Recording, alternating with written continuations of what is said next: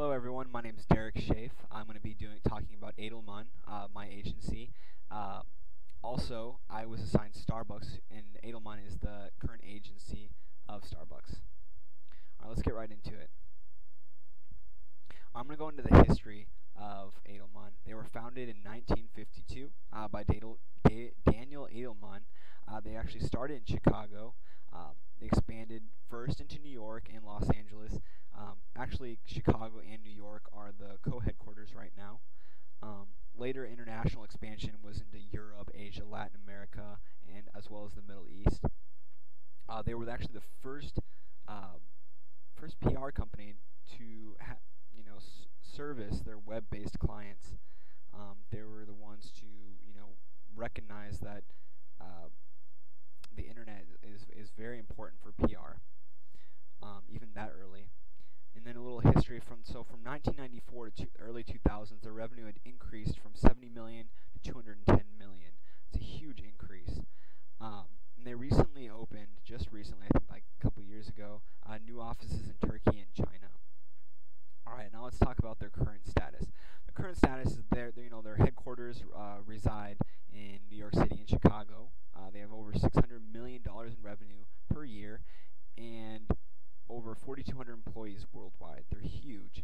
They specialize in crisis management, and I did find an interesting little tidbit. They sometimes use controversial techniques, sometimes unethical, which is called astroturfing, which plays off of grassroots. That's where you create false. The company is paying for this publicity, so to say, that otherwise would be normal, natural. So let's go into their client list. Like I said, they have Starbucks, Unilever, Microsoft, Pfizer, HP, Johnson & Johnson, and Samsung, just to name a few. Current industry problems that I saw were oversaturation of coffee shops and communities. That can be a huge problem for coffee industry because they depend on volume, and if there are other shops competing, that takes away a huge chunk of their change. Their weather, because the coffee crop, it really depends on whether it's hot or cold, if it's humid, all that kind of stuff. And also, prime real estate plays a huge important role in the success of the company. You want to be in the busiest spot possible and get the most attraction from consumers. So I also made some specific Starbucks problems that also those top ones also apply to this, but it's so massive in size that it almost tends to unconnect from its current audience, disidentify itself. They're expanding into other competing markets, which go astray from what their current one is. They're currently into coffee, but they're also going into tea. They're going into like the energy drinks. They're doing all these different markets, and I feel like they're overextending themselves. And then they also have these other smaller independent companies challenging Starbucks. And a lot of people like the smaller guy, and they're rooting for that littler guy. Starbucks is a pretty big, intimidating company to be challenging. So, all right, let's talk about their approach. They have a client-centric approach, which focuses on the client's needs. They're the ones that realize, okay, I have my business because my clients have business. So they're strictly like dependent on those clients. So their goal is the same, to help them with their business problems. Identified 4 steps from the case studies in which I could see that Edelman uses for its approach. They define the problem, and then through that problem they explore it. Why is it this way through research? Then from that information, that data they collect, they strategize and they develop a strategy, and then they figure out some way to activate that strategy after they've identified the problem. So just some services that they have offered. I found on their website they brand entertainment. When you're on TV and you see, a Coke can, that's branded entertainment. Like on your favorite show or something like that. Consumer marketing. They also do corporate crises and risk, digital health. public affairs and technology. They're like they cover so many different topics. It's hard to just call them a PR company. Um, Here's one of the case studies that I found. It's South Korea Telecom.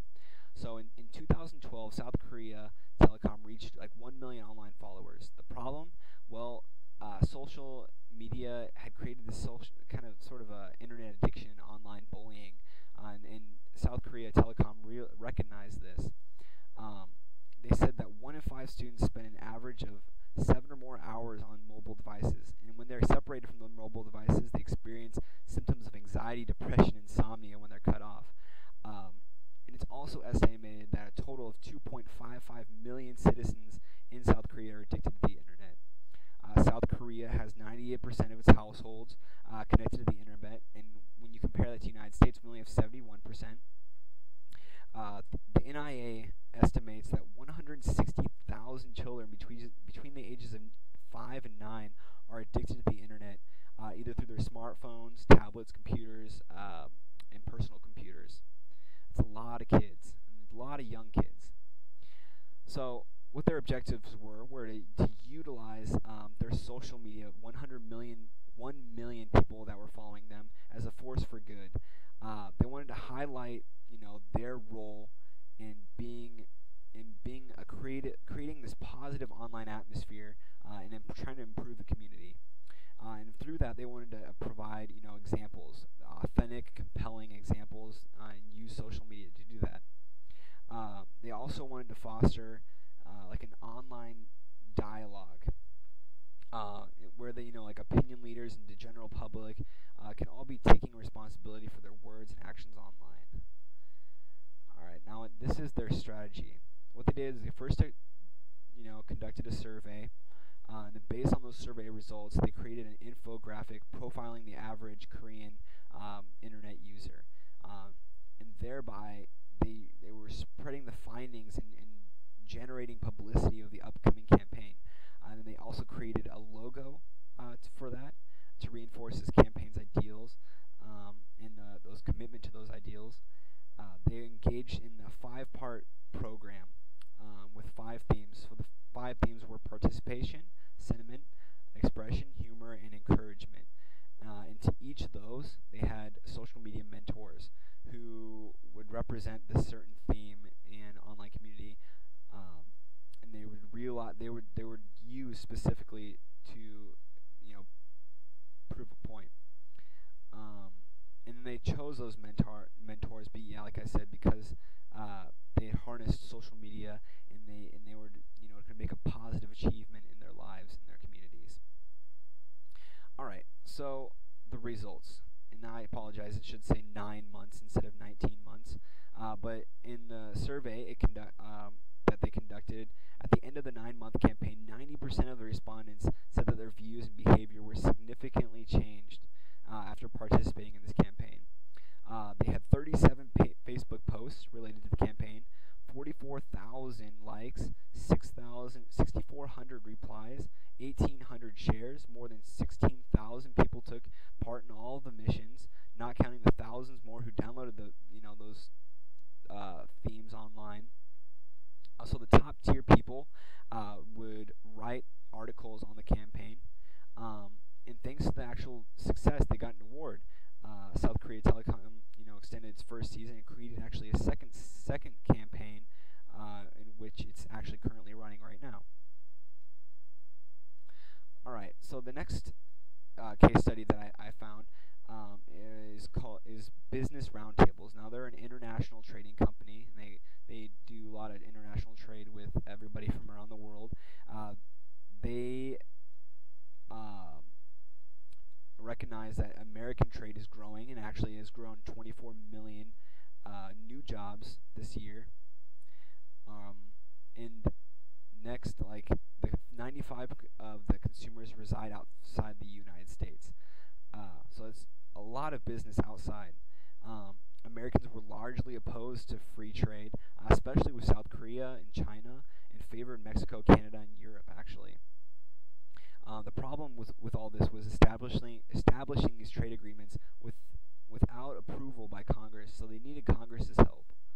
So what they did is they hired Edelman uh, to do a little research, and they indicated that there's been about 8 years of low support of trade. So they made some objectives to illustrate the economic benefits of global trade. That's what they tried to do. They tried to show the benefits, educate the public about the issue. They also tried to allow the public to easily gain access to the information. They wanted to connect and encourage the public to take action in order to urge policymakers to create these free trade agreements. So the strategy behind it was to create an understandable expert data. So they wanted to, the average Joe to be able to understand this. They wanted to also tell a story through it, and display simple visuals in explaining these trade issues. So the tactics they used were these data maps. They used Google Maps and business roundtables information combined to create a map.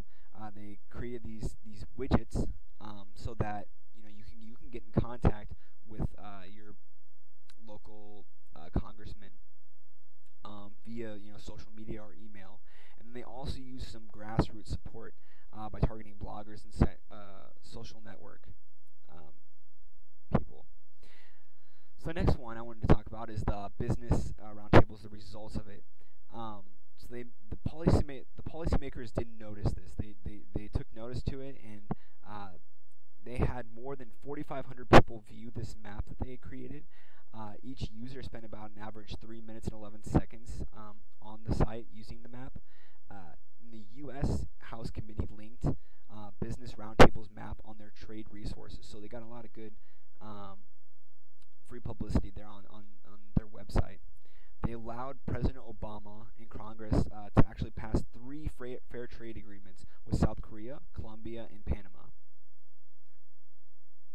So now I'm going to move on to my Starbucks. The problems I identified was that they're unconnected. They had too many things going on to be able to recognize their actual audience, their original audience. They're competing in too many different markets when it should be focusing on its main product, coffee.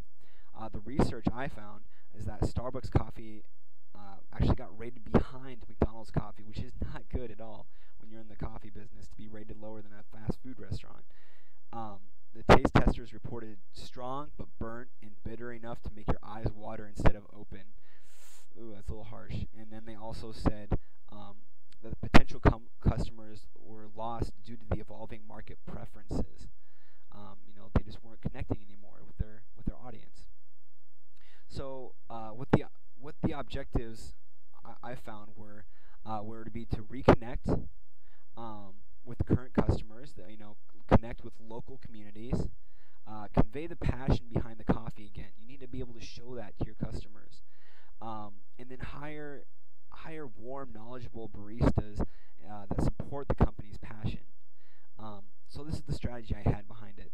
So the hire some taste testers to reevaluate the taste of Starbucks coffee if there needs to be any changes. Connect to local communities by hosting local artists, book clubs, etc. Create education classes for the public. Get their hands dirty. Allow the customers to engage with Starbucks and learn about coffee at the same time. And they also should need to educate their baristas properly and find workers that can create a friendly atmosphere within Starbucks. They also need to promote courses through all these courses and education seminars through social media and within the store. And with that being said, that is my strategy for turning around Starbucks. And I hope you also got to appreciate Edelman's their techniques and their importance in PR. I hope you enjoyed my project,